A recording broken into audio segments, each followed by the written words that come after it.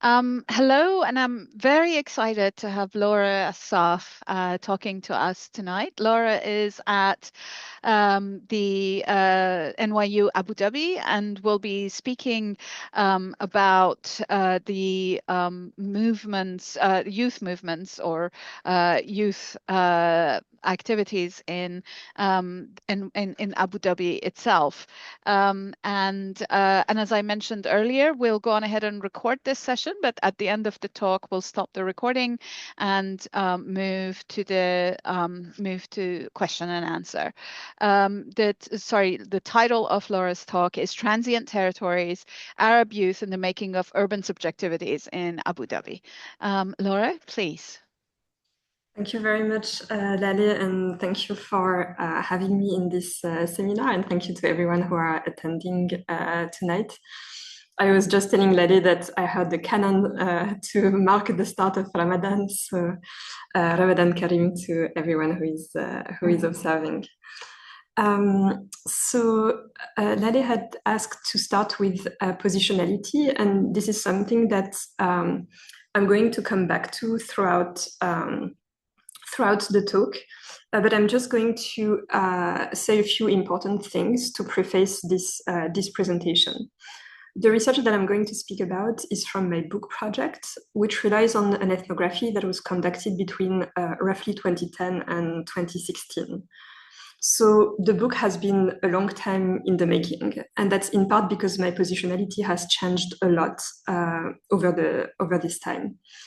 I first arrived in Abu Dhabi in 2010 as a graduate student, and I kept coming back and forth for 6 years. And then I moved here fully in 2018 to take on an assistant professor position at NYU Abu Dhabi, and I have been living and teaching here since.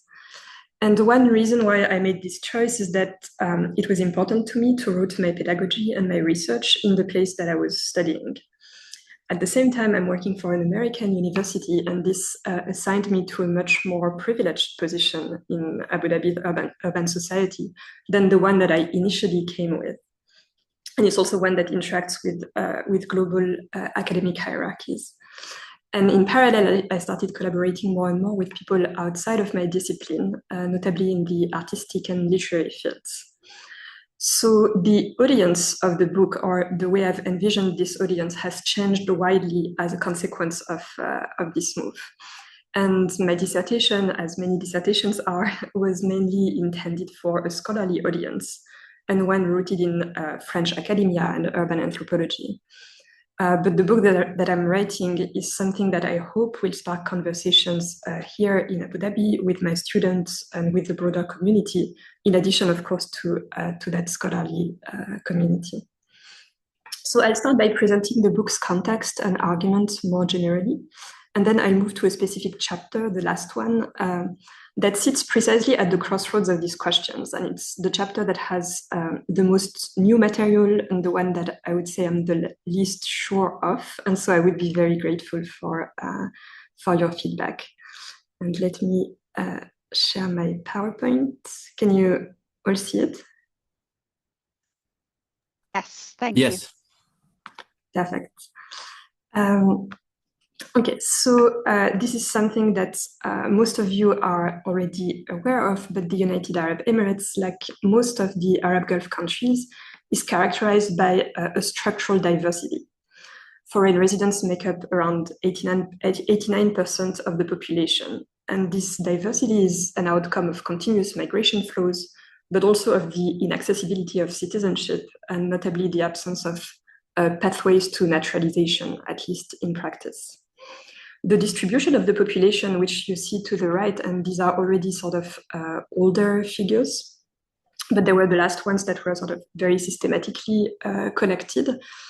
So this distribution reflects both the historical circulations across the region and the transformation of migration flows to the UAE. And so South Asian represents over half of the total population.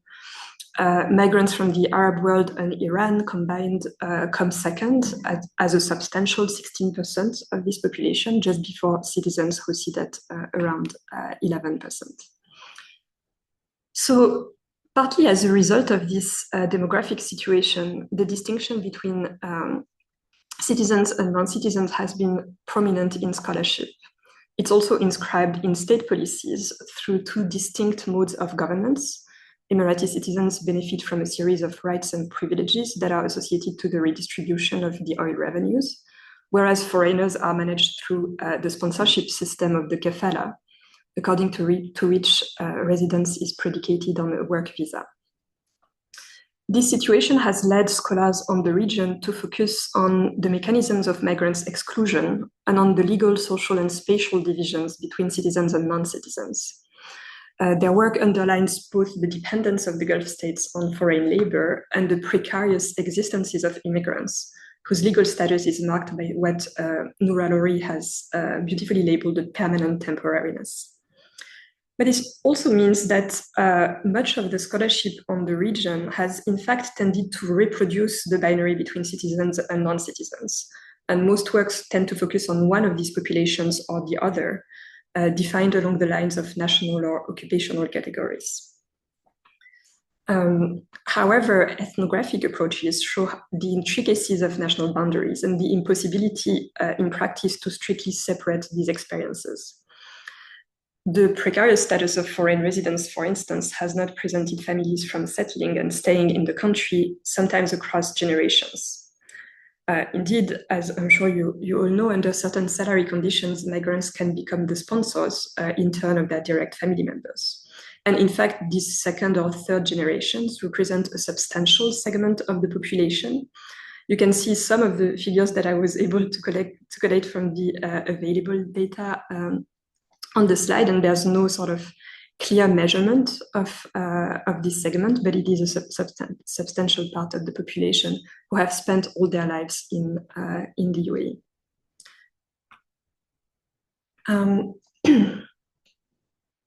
So the group that I've studied, or the group that the book looks at, sits across this binary between citizens and non-citizens. I followed the everyday lives and the urban practices of Emirati citizens and of expatriates of diverse Arab nationalities. So these are people who were born and or grew up in the UAE capital in the 1980s and 1990s, and whom I worked with in the 2010s. So basically as they were coming of age or as they were young adults, between roughly 18 and 30 years old. And I started off with semi-guided interviews with around 100 young people, but the bulk of my research data comes from ethnography. And so informal conversations and the long-term immersion with friend groups, some of which continue to this day. It was collected over around 20 months, but across 6 years, so over a quite long period of time. And I also looked at the cultural and technological worlds in which these young adults were immersed. So their social media uses, and this was the start of many of these platforms, but also the films, music tracks, poems, and writings that they consumed, as well as the ones that they produced. And something that's important to specify is that the focus on young Arabs does not presuppose a homogeneous ethnic group. So this is not a group that is defined sort of by ethnicity. On the contrary, I investigated precisely the production of social and legal boundaries in these young adults' everyday lives. And these are boundaries that became particularly salient at the moment when these young adults came of age, from the turn of the 21st century. The beginning of my research coincided with what is quite strikingly a transitional moment in the UAE's economic and political project. The first of these transition or of these shifts is economic. Since the mid-2000s, the Emirati government has embarked on the project of preparing the post-oil era. And so this is an official vision that physically manifested through urban development, and a development that was renewed and intensive at that time. It was also characterized by the new imperative of economic diversification and the state's investment in new sectors.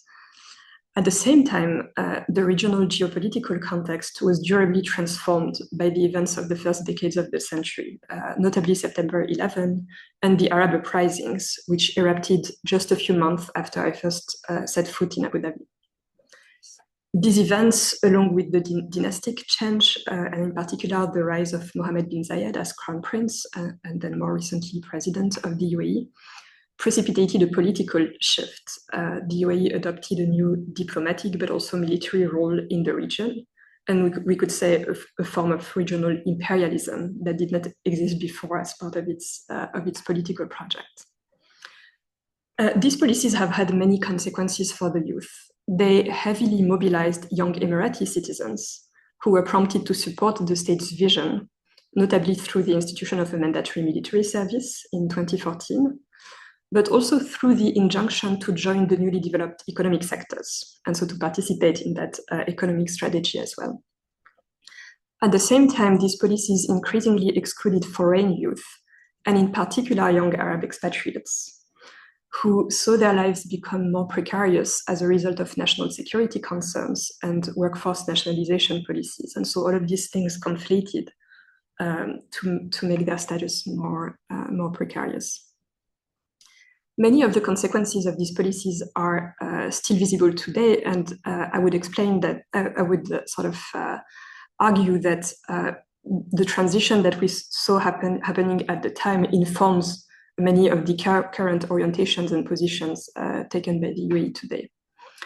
And so this resulted in a paradox, which is that the generations I studied are often described in the state discourse, but also by older generations, as the ones who have most benefited from oil revenues, who didn't experience the struggles that preceded, right? Who didn't experience the poverty of the pre-oil era. But in fact, this generation is better characterized as a post-oil generation whose experiences are heavily impacted by the preparation of a post-oil era. And so in many ways, these youth make up what I have called an unimagined community, in reference and by contrast to Benedict Anderson's definition of nationhood. In addition to the top-down stratifications that I've just described, this is a heterogeneous group in terms of gender, of nationality, of race, and ethnicity. While they all belong to what I would broadly describe as the middle classes, and we can come back to that in the discussion, their families' income levels and occupations vary widely. At the same time, these young adults have attended the same schools, and they have grown up alongside each other in downtown Abu Dhabi. And this was a moment when urban development was concentrated on the main island before the city expanded and became further segregated. This also sets apart young Arabs from the children of other migrant communities in Abu Dhabi, such as Indian or Filipino youth who attended separate schools, or international ones, but at the time this wasn't as big of a thing as it is today. So by paying attention to a group that is culturally and linguistically close, but traversed by various stratifications, what I try to do is elucidate precisely how these boundaries are made, but also how and when they may be bypassed, transgressed, or subverted.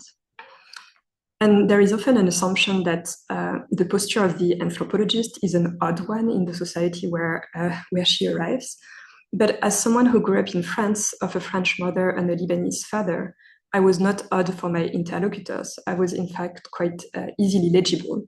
Dual nationalities and transnational trajectories are very common in the Gulf region. Even my imperfect mastery of Arabic was something that some of my interlocutors were also grappling with. What most distinguished me from them was the fact that I was living alone. And by alone, I mean I was actually living in shared apartments with quite a large number of people, but not with relatives, and so without family supervision. And so unlike them, I was able to easily navigate between these groups, and in particular between the spaces of young men and women's sociality. And so this research largely built also on this advantage, and that is one of the reasons I decided to study these boundaries. So what I show throughout the book, or the main argument of the book, is that the everyday experiences of these youth are shaped by strong state-produced stratifications and social hierarchies that are reflected in the urban landscape and that also inform city dwellers' mobilities and interactions. At the same time, I argue that competing forms of identification emerge from young adults' appropriations of the city. that are primarily drawn along lines of age and generations. These practices or these identifications take root in the practices and the cultural repertoires that these youth have in common, and they elicit a shared sense of urban belonging that comes into tension with dominant hierarchies. And so, more broadly, the book explores how contemporary subjects emerge within and through their interaction with place in the context of diverse, globalized urban environments.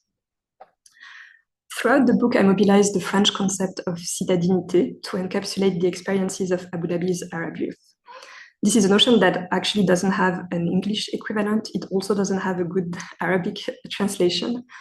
But I think it's a useful concept because it articulates two dimensions. The first one refers to the condition of being an urban dweller, that is, to the relationship that residents entertain with their city, which varies according to urban context. But citadinité also carries a deeper meaning, that of membership in or affiliation to the urban society. And so, in other words, it refers to how the condition of the urban dweller may become an identity, a form of belonging to the city. This concept helps unpack the ambivalent subjectivities of the young adults that I studied. While their condition as urban dwellers assigns them to specific locations within Abu Dhabi's social hierarchies, the belonging they craft through their practices in urban space allows the emergence of competing identifications.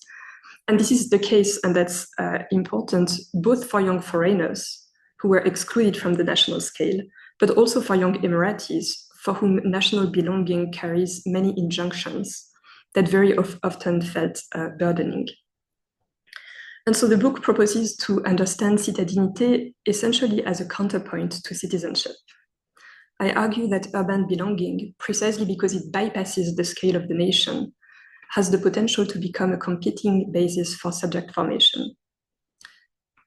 And this is a theoretical insight that builds on and revises existing scholarship on migration, citizenship, and urbanity. And essentially, I'm in conversation with two strands of works. The first one is the literature on migrant integration, which even in its most sort of critical formulation tends to assume that the ultimate membership is to the nation. Immigrants eventually assimilate to the national majority and become citizens. The most recent works in this field have paid attention to how the city is not just the primary site for assimilation, but might be the only one because of racialized constructs that make the national scale exclusionary. And I'm thinking of the work of Philippe Kazinitz and his colleagues, who show how second generations in New York become New Yorkers long before they think of themselves as Americans, precisely not just because the city is right there, but because the nation is thought of as white and even as WASP. This is also, I have to say, that this is also a research interest that comes from my own biographical trajectory. I grew up in a banlieue close to Paris, where a majority of my classmates had immigrant backgrounds. And although most of us were citizens, we were fully aware that some were more citizens than others, and that skin color or religious faith shaped these affiliations. And so, in a sense, the dynamics that I was able to observe when I first arrived in Abu Dhabi, to me, felt very similar to those, even though in one case, everybody belonged formally to the nation, and in the other, they didn't. And so the UAE, in a sense, offers an ideal vantage point to analyze the processes that take place within and through urban space, since citizenship is inaccessible and the national group is a minority. In a sense, the assumptions of these theories don't need to be deconstructed here because they don't stand in the first place. And so this converges with recent works that also show how in major cities in Europe, immigrants integrate into ethnic diversity rather than into a national majority. And so I think we have a lot to learn from the Gulf contexts in this respect. In parallel, there are more and more works advocating for the unraveling of the notion of citizenship, arguing that its different dimensions, political rights, mobility rights, affective identification to the nation, are increasingly separated, both through sort of the flexible uses that individuals make of citizenship and through state policies. And here too, the context of the UAE, where citizenship is a recent construct, already unsettles such notions. Scholars of the region have often described citizenship as made of privileges rather than rights. But this is also a context currently where these privileges are progressively being withdrawn by the state. And so I offer to consider that citadinité, understood both as a discursive identity and as a set of practices, can help theorize these dynamics while further challenging the divide between citizens and non-citizens. Essentially, in globalized urban contexts, I argue that both citizens and foreign residents integrate into a diverse urban society. And I further argue that this process shapes them into particular kinds of subjects. And that's essentially what the book is trying to do, exploring what kinds of subjects and how. And so this is the outline. The chapters are organized around a typology of the different spaces inhabited by the Arab youth that I studied, from the domestic to the public space. And so I'll go briefly over the content of the first chapters before moving on to the last one, which is what I want to focus on today. And so the way the book is constructed, each of these chapters articulates the tensions that I've mentioned. So on the one hand, how these spaces reflect, enforce, or reproduce the boundaries that divide these youth. And on the other, how they offer avenues to craft other practices and forms of belonging along generational lines.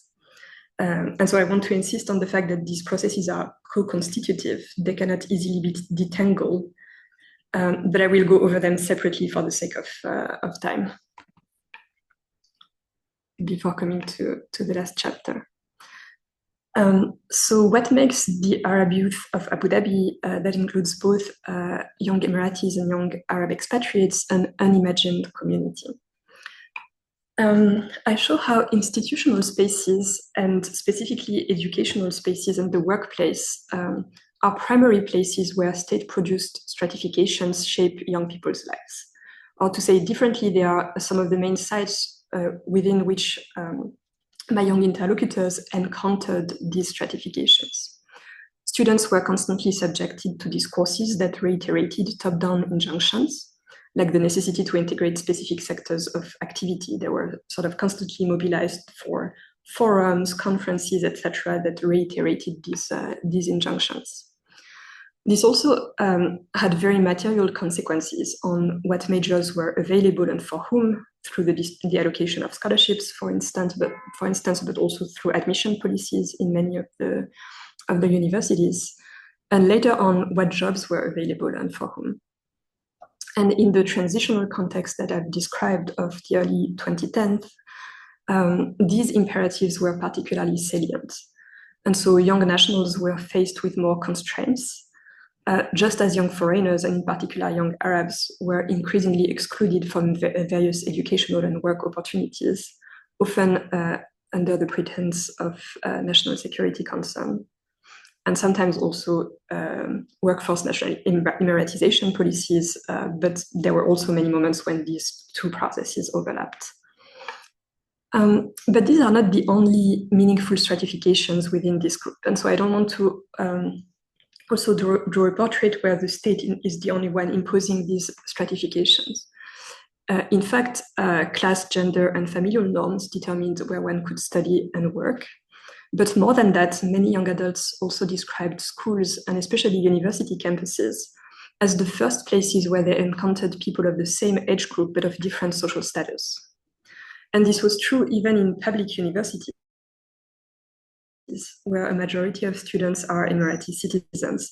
These contexts made the internal hierarchies within the national population especially visible, or made at times the necessity to invisibilize or hide one's ethnicity or one's family background more salient. These internal hierarchies are structured in part by class and in part by tribal, racial, and ethnic origin. Gender was also an important factor, and in fact, many young women I met felt that the female campuses of local institutions were not on par with their male counterparts, and so they often felt that they were receiving a lesser education than young men were.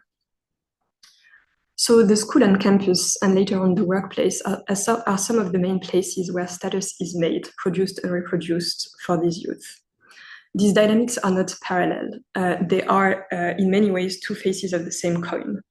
There are many continuities, for example, between the genealogical principles that construct different categories of citizens and those that govern the exclusion of foreign residents. And I'm happy to elaborate on that in the discussion. And so to sum this up, non-national youth were all the more excluded that not all nationals were equally included in the state's vision. And I use the term status to refer to the intersectional dimension of these hierarchies. What I go on to look at is how these status hierarchies also mold the city itself. And I'm not going to spend too much time on that because there are already many great works on Gulf cities that have showed how the state's politics of belonging are inscribed in the materiality of urban space, especially through a segregated urban development. This development segregates nationals and non-nationals into different areas and modes of housing, but also segregates according to the internal hierarchies among citizens, especially through land allocation by the state, and increasingly along the lines of class. And that's especially visible in Abu Dhabi, where the city in the past 15 years has tremendously expanded onto the mainland and the nearby artificial islands, where a lot of gated communities have sprung up along the coast, and so further sort of segregate the urban population along the line of class. But I also show how status hierarchies are made visible in daily interactions in public space. And I think that's something that has been studied to a certain extent, but there's a lot of work on residential segregation and less about what happens in these places of gathering where different categories of the urban population meet and cross paths. I use the term regimes of visibility to depict how codes of conduct in urban space, but also modes of mobility, clothing styles, and consumption are used to display one's status and to make inferences about the status of others. This is particularly obvious in the way the national dress, in theory at least, and there are many ways to play with the signs of status, which I'll mention a bit later on. But so the way the national dress indexes citizenship, but also gender and class. These signs of status also constitute a shared knowledge among urban dwellers. They inform behaviors and interactions in public space. They are also, interestingly, increasingly verbalized, notably by young people, and for instance, in TikTok videos where young creators offer to decode what your car or your choice of coffee says about you. For instance, if you drive a coupe BMW, you're a Lebanese woman in your late 20s with a rich dad, you went to Shweifat for school and you only drink matcha lattes. And that's, I've improvised that. So I'm not saying that this is the normative status associations. So moving on to the other sort of face of the coin, which is not only how these boundaries are being produced and reproduced, but also how they're being brought into tension with other types of identifications. These regimes of visibility and these norms of behavior, because they are understood by all urban dwellers, outline a shared urban culture. In short, they delineate a specific citadinité in the sense of the condition of the urban dweller of Abu Dhabi, and one that could be certainly extended and compared to other Gulf cities. And here I'm sort of pushing against works that tend to romanticize the idea of public life. I don't think it needs to be egalitarian or devoid of conflict to constitute a public life, to constitute an urban culture. This also does not mean that everyone experiences the city in the same way. This shared urban culture ascribes city dwellers to specific status groups, and it's normative in the sense that status prescribes how one ought to dress or to behave.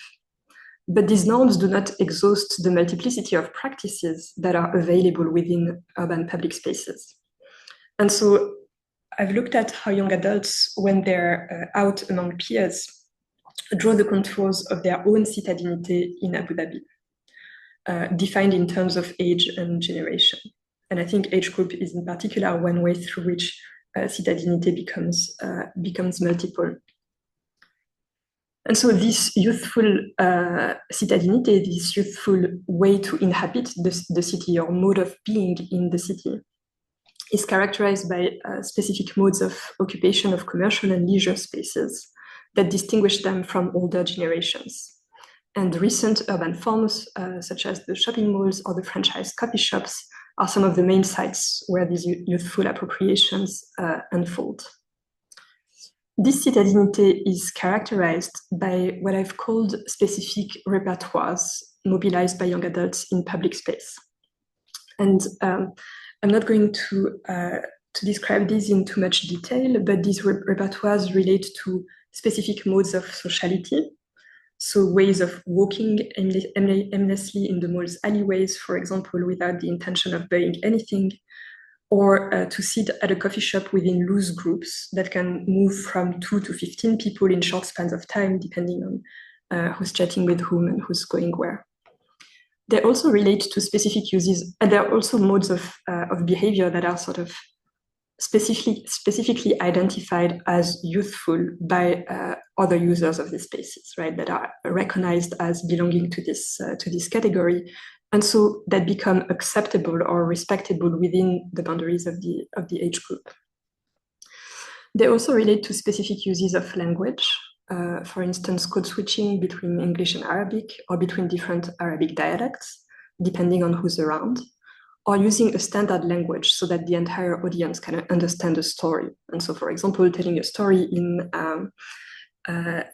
Arabic and erasing or reducing the number of idiomatic words that one employs so that everyone around can understand. They also involve specific uses of the phone and of social media, for instance, as an instrument for flirting and getting in touch with members of the other sex in public spaces. This useful citadinité is also subjected to specific constraints related to familial and moral norms. And so in a sense, young adults also have their own citadinité because they are in a subaltern, their age sort of puts them in this subaltern status. They are so these norms are also inscribed in the urban landscape. Spaces of leisure, for instance, are divided along moral norms. The ones that separate hotels where alcohol is consumed, or the beach with immodest clothing from the rest of the city. And so the city of Abu Dhabi is generally a controlled space for these youth. The performance of status means that urban space is not anonymous, that one can be recognized at any time. It makes Abu Dhabi, in the terms of many of my interlocutors, a small city, with this feeling of sort of always being able to cross paths with someone that you know. By contrast, these moral segregations allow Arab youth to develop what I've termed a tactical anonymity by using the spaces made for others or intended for others in the city. And so, to put it simply, if you go to a bar, you're pretty sure that you're not going to meet someone you know. And so even if you're not drinking, even if you're not transgressing other sort of moral norms, this can be a place where to exercise this tactical anonymity. But also this segregation of urban space actually operates as a shelter for potential transgressions of dominant social and moral norms. So far I've talked about how these youth develop specific uses of the urban spaces that they share with other city dwellers. But there are also spaces that only become territories through their appropriations by the youth. These are, for instance, the interstitial urban spaces, the undeveloped empty plots and parking lots that exist, I think, everywhere around the Gulf, the residues of urban development in a sense, but also the marginal spaces that are the desert and the sea. These spaces allow a different type of relationship to the city and its natural environment, one that is unmediated, intimate. As such, they become sites where young adults' sense of belonging to the city can be most directly articulated. And it's a case, for instance, of the young man in the picture that you see here on the right. This is a group made of young Syrians, but also Palestinians, Lebanese, Emiratis, and Kuwaitis, who used to live on the same block in downtown Abu Dhabi and who had gone to the same school. And then their trajectories were separated. Many moved out of the block, and notably when the state granted the Emirati families new residential plots in the suburbs. Some were still in school, while others were already working. And so despite the fact that their trajectories sort of had taken different turns, they had kept in touch, and they were coming almost every day to this specific parking lot in the port in Mina Zayed. They also started bringing their younger siblings to that area. And so within an ever-changing urban landscape, this parking lot gave them a sense of permanence, acting as an anchor for the friend group itself. And so I'm coming towards the chapter that I wanted to focus on for tonight. And in the time I have left, I'd like to zoom in on a specific question. This is a chapter that's rooted in a question about temporality, which is, are the behaviors that I've described so far simply a function of youth as a life stage? In other words, what remains of these experiences once these young adults move through the thresholds of adulthood, once they finish their studies, start getting employed, and get married. Another way to ask this question is through the notion of the subject. To what extent does citadinité shape subjectivity?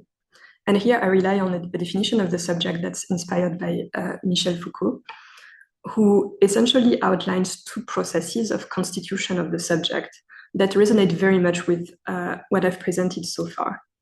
On the one hand, the subject is constituted through its relationship with a power, that is, through its subjection to that power. But Foucault also allows for the possibility of a subject that is self-constituted through the cultivation of the self, what he calls the process of subjectivation.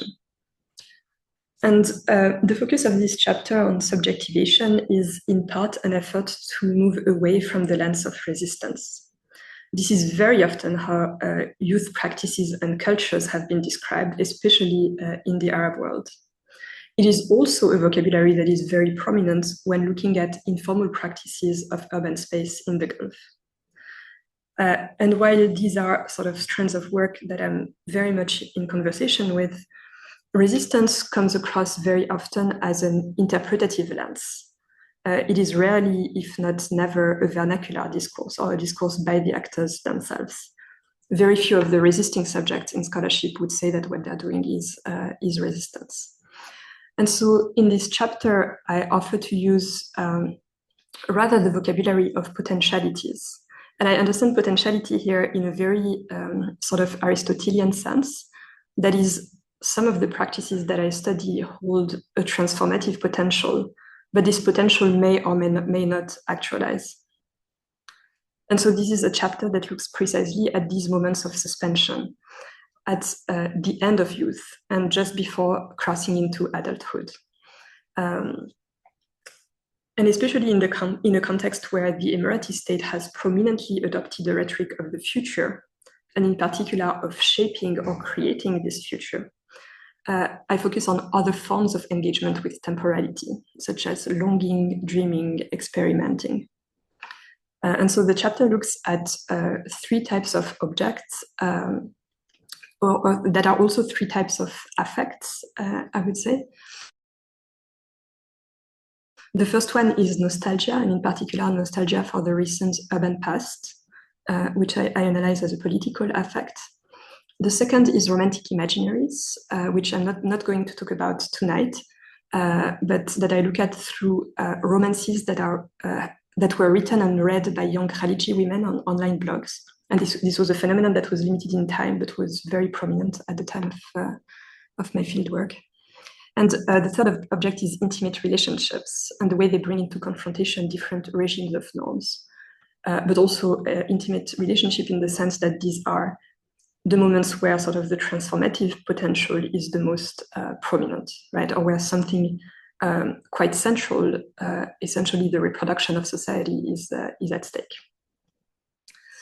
And so, looking first at, and I hope I'll be able to sort of convince you that there's a meaning in looking at all these objects together. So moving on to urban nostalgia, many of the young adults that I met over the course of my research gave me tours of their Abu Dhabi that would often involve us walking in the streets of the city center and them pointing to abandoned villas, bus stops, malls or shopping centers that had been transformed and retransformed, and even in one case, an electric terminal, and identifying them as places of gathering where they used to hang out with groups of friends and that were charged with the memories of their teenage and young adult years or childhood years.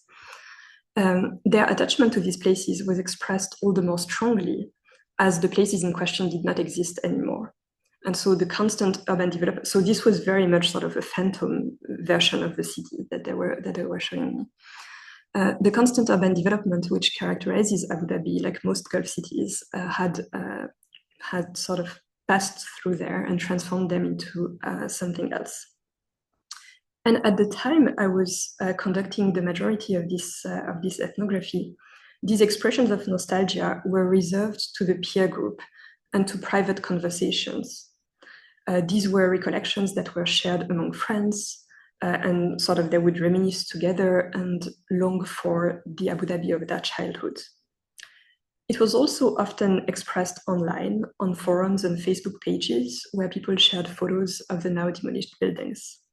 But they also very often included photos of the material culture associated with their childhood in Abu Dhabi. For example, the chips or man that they used to buy in the local bakala, the candy bars and the Vimto soda bottles that were part of their regular consumption, using sort of pocket money to buy them. And so the images on the right of this slide show a monument that has come to crystallize many of these representations.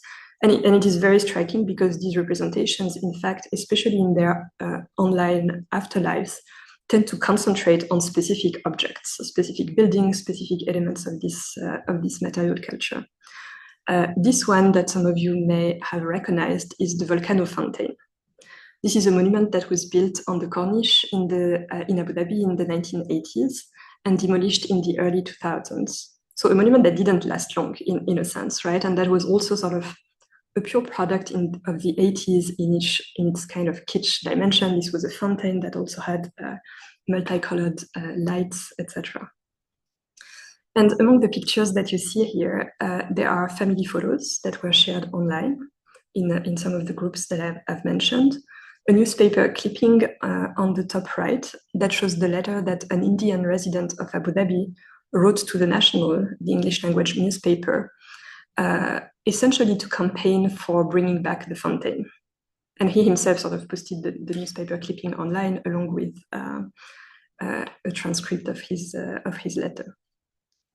And to the bottom right, you see an artwork by an Emirati artist, Fadel Al-Mhairi, that was created for an exhibition called Zemanna, showed in 2022, if I'm not mistaken, and whose focus was essentially the 1990s. So very much the generation that I'm looking at here. And this artist recreated the fountain, and I'm not sure if you can see it well here, but essentially this fountain had different platforms. There were many stairs leading to the fountain. And this is also why it became sort of such an important object of memory, because many people had meeting points there or gatherings on the steps. And so here he recreated the fountain, but on each step of the platform are elements of this material culture of the 1990s. So video games, consoles, cereal boxes, all of these consumer goods that are part of that are strongly identified with childhood in Abu Dhabi for the generation of the 1990s, and with these nostalgic recollections of that time. So this nostalgia for the recent urban past is not a discourse that is directly critical. It's not, for instance, a condemnation of urban development. but it's very much a collective discourse, one that is founded on long-standing presence in Abu Dhabi and on an intimate knowledge of the city. And in fact, the very ability to take part in this discourse and so to belong to that collective presupposes this long-term presence in the Emirati capital. And so there are sort of a series of reasons why I think we can identify this discourse or label it a political affect, despite sort of the absence of a direct critique or a direct political discourse. The first one is that it is sort of the type of collective that it brings into existence.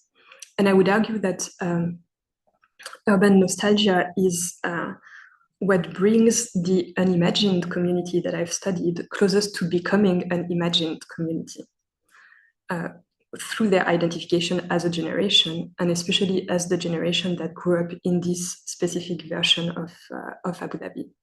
And so in this sense, they come closest to forming a self-identified group. In the terms of Karl Meinheim, they come closest to moving from a generational location, so sort of an objective position among generations, to a generational consciousness. And Meinheim is very much mirroring the Marxist vocabulary here, with the idea that you can objectively belong to a generation, but achieving a generational consciousness, so a self-identification as a generation, supposes something more. And in particular, for Meinheim, what it supposes is social change, which is also obviously very relevant. The second sort of aspect of this nostalgia as a potentiality, as a political potentiality, is that it also very much, or it is strikingly a counterpoint to governmental discourses focused on making the future. And I've mentioned this a little bit already, but this is a rhetoric that has been prominently adopted by the Emirati government since the mid-2000s, but even more strongly in the past decade. That goes along the project of economic diversification, but also alongside this new Emirati imperialism that I've mentioned, right? Because if you're making the future, you're not anymore sort of catching up to Western modernity. This is a step that has been achieved, but you're creating and shaping the future. It sort of justifies also intervening more strongly in the regional environment. And so in this sense, this discourse of nostalgia functions very much as an alternative regime of historicity, as a different way to think about time and temporality, one that is resolutely turned towards the recent urban past as a source of collective belonging, rather than a future where not everyone is equally included. This nostalgia as a political affect is a potentiality, and I would argue that it has somewhat been actualized into the public expressions of this generational collective that I've described and some of the artworks that I've mentioned. But it is also very much a fragile potentiality, and one that is in fact in the process of being commodified and being absorbed within the consumerist market. And so if you look at the picture on the right, you also see these badges and these miniature models that are produced by designers that are sold in some of the new art spaces in Abu Dhabi, and that also represent the fountain. And many other, and it's sort of a well-known thing in scholarship that nostalgia as an affect is particularly susceptible to this commodification. If you think of the works of Frederick Jameson, for example. And so I'll leave you with these reflections for that aspect and move on to the next important point that I wanted to mention. I hope I still have some time. Yes, please.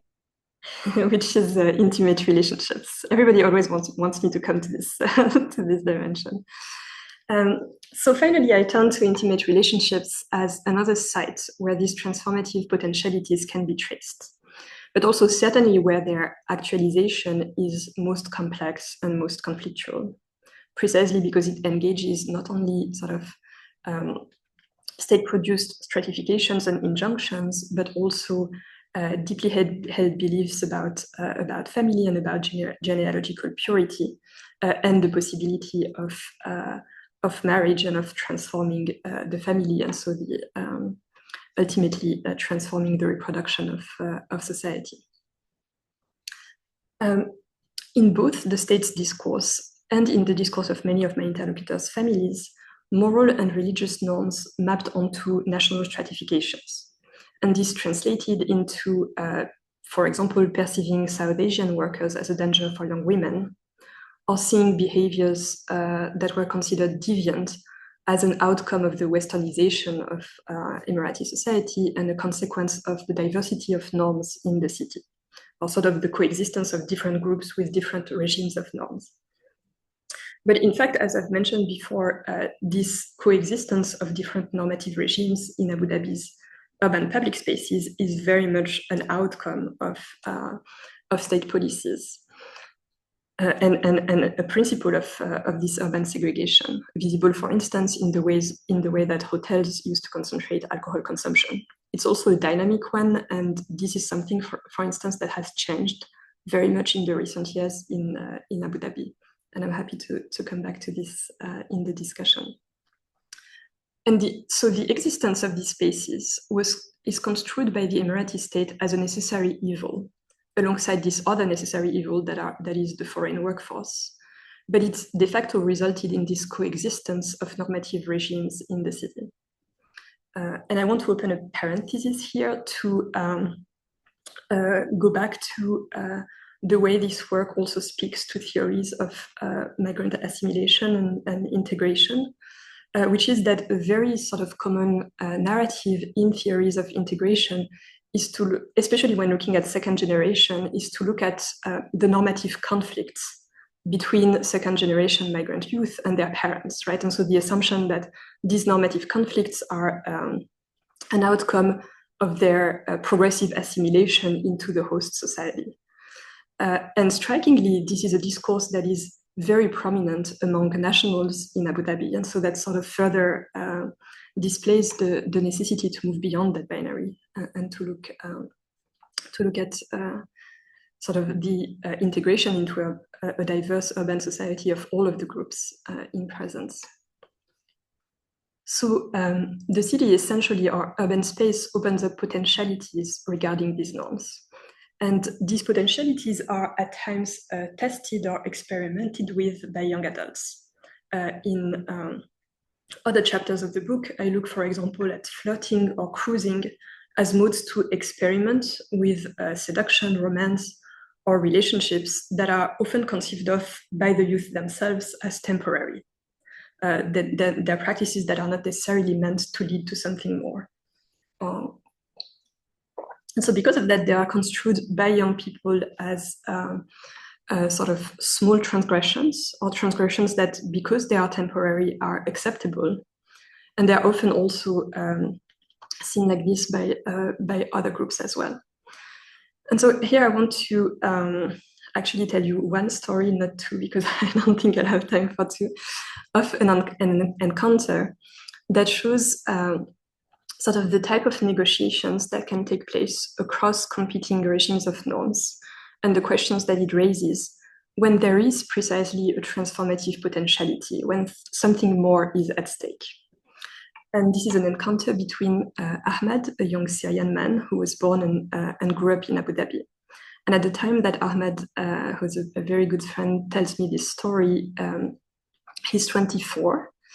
And he's studying in a university in Abu Dhabi, and alongside his studies, he's doing small volunteer jobs, but also sort of paid work at events in Abu Dhabi, through which he gets a bit of money, can help his parents, but also is sort of very actively involved as a way to meet new people in Abu Dhabi. And so among the friends that he meets in this context is Aisha. Aisha is a 19-year-old Tunisian girl, and they rapidly fall in love. Aisha identifies as Muslim, but she went to school in a private Christian school in Abu Dhabi. So she's very far away from the religious universe in which Ahmed has grown up. His family is from Hama. There are their religiosity he describes as close to the Muslim Brotherhood. His mother is wearing the niqab, and that's something that he often mentions in our conversation to sort of as a symbol of the type of religiosity that his family engages in. And so this difference is concentrated in the fact that Aisha doesn't wear the hijab.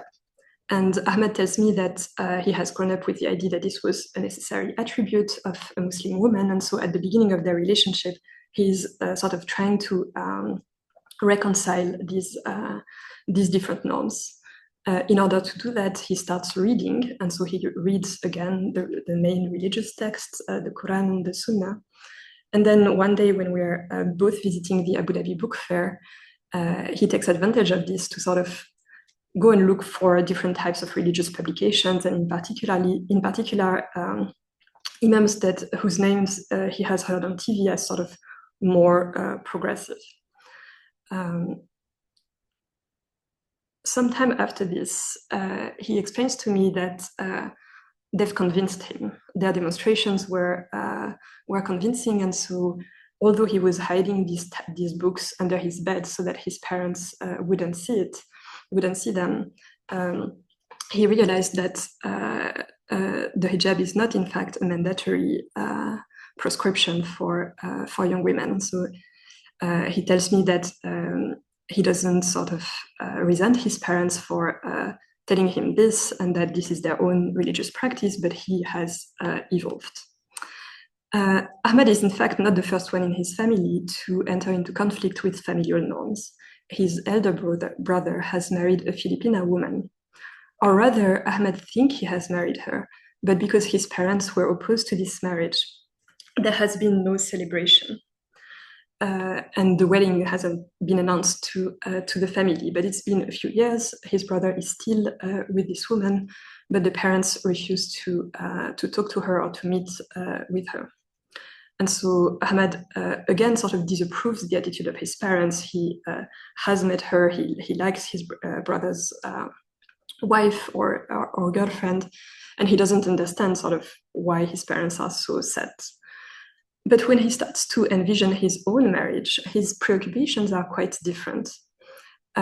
Because his mother is wearing the niqab, he's worried that Aisha's family might see his as too conservative and so refuse the marriage on these grounds. We'll never know the answer to that question because after a year and a half of relationship, Ahmed and Aisha break up. She has started studying in a private university in Abu Dhabi that is also a co-ed space. Ahmed has just finished his own studies in a gender-segregated university. They see each other less often, and she spends more time with her new friends, and he sort of is annoyed at this. And he tells me that the breaking point was how one evening when they're supposed to meet, Aisha is telling him that she's having coffee with friends and she's going to meet him later.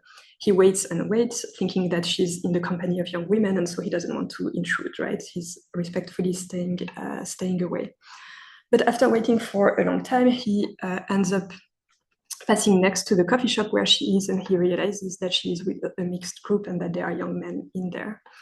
And so he specifies to my intention that he would have accepted the idea that she has made friends, but what hurt him is to be kept aside. To be excluded from that outing. At the same time, this was, in his terms, again, a fancy coffee shop in Abu Dhabi, and he basically a type of consumption that he couldn't afford. And so the encounter between Ahmed and Aisha is significant, I think, of what the specific urban context of Abu Dhabi can produce. They share similar forms of sociality, at least at the beginning. They started off having common friends, but social class and their relationship to religiosity separate them, as does different conceptions of gender roles. The evolutions of their relationships shows the adjustments and the negotiations that Ahmed at least implements to make these different normative regimes function together. And these adjustments are far from insignificant. In a sense, what I'm trying to show here is that this is not a story that had a happy ending, but it is a story that was transformative in many ways, and notably because it transformed his relationship to familial religiosity. But it also shows the limits, right, of these are the moments when these actualizations are not possible. And so if he's ready to sort of look into religious texts to find a way to reconcile the practices of his girlfriend with his own religious and moral norms, he doesn't bear to see his own social inferiority reminded to him, and probably also not sort of the co-ed milieu in which she's navigating. And so again, these stories show the way through which practices of urban space shift moral boundaries. And this is something that was often used in combination with the category of youth. And that's something that has been documented by Laure Assaf and Mona Harb, for example, in Lebanon, around the way norms are very often negotiated by agreeing that social boundaries or social prohibitions are sort of lesser transgressions that basically need secrecy rather than being prohibited. And so what matters is to hide them from your parents rather than not engage in those behaviors. What this also shows, I hope, is that these subjectivities are shaped by urban diversity, by the forms of knowledge that this urban diversity produces and by the encounters that it allows. And there are many transformative moments or many ways through which these subjectivities shift through these encounters in urban space, even though these potentialities are always fragile and might not actualize. And I think I'll conclude here and move to the discussion. Thank you very much. Thank you so much. This is such an unbelievably rich body of research. I just have a little comment, and then I'm going to ask people for questions. But the comment that I have is when you were talking about nostalgia as a way of reading through how the youth are interpreting their own present and past and the political space around them, it made me think of one of my most favorite books ever, and I found it incredibly insightful, which you might also find interesting. It's Raymond Williams's The Country and the City. In which Raymond Williams is probably one of the greatest literary scholars of the last however many years, but and a great somebody that actually Edward Said really loved. So one of the things that's really interesting about the Country and the City is that he looks at poetry that the British wrote, that the English wrote specifically, about a kind of a nostalgic past, a past of Edenic agricultural life that was destroyed by an industrial city. So he then goes to the nostalgic past that they're talking about and finds that there is also poetry written back then referring further back to another nostalgic past, and he calls it an escalator to the past. And there's and then he reads this through the major social transformations that are happening in England through this 200-year period that he looks at, and he finds beautiful ways of decoding nostalgia. He treats nostalgia as you say, not necessarily resistance, but as a way of understanding one's location in the world. You might find, I mean, even if it doesn't end up being at all relevant to you, you might find it's a beautiful book to read in any case. But you might find his thinking through the idea of nostalgia really interesting in that regards. I'm going to stop the recording now, but I'm going to invite our audience to come up with really fabulous questions. Thank you, Lalie. I'm noting the reference. I don't know the book, but